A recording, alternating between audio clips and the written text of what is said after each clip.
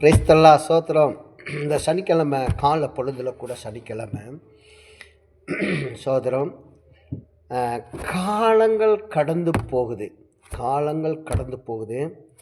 உங்களுடைய சிந்தனையும் கடந்து போகிறது, உங்களுடைய எண்ணமும் கடந்து போகிறது, உங்களுடைய மன விருப்பமும் கடந்து போய்கொண்டே இருக்கிறது. அப்போ இதை கடந்து போகிறதுக்கு என்ன காரணம்?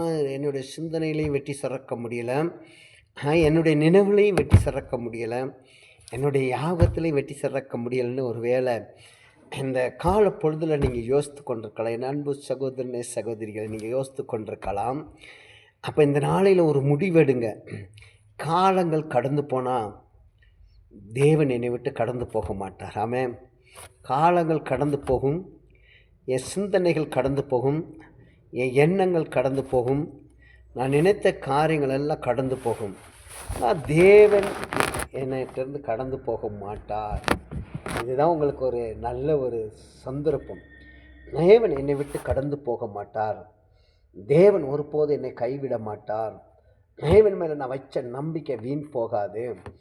கர்த்தர் மேலே வச்ச நம்பிக்கை வீண் போகாது. தேவனுக்கு துரிதமாக செயல்படுவார். கர்த்தர் காரியங்களை வாய்க்க பண்ணுவார், எல்லாம் வாய்க்க பண்ணுவார். அதை நீங்கள் இப்படி கூட சொல்ல, இந்த வருடத்தில் ஆண்டவர் செய்வார். 2026 வருடத்தில் கர்த்தர் செய்வார். அதை நான் நம்பிக்கையோடு மறுபடியுமாக இருக்கேன்.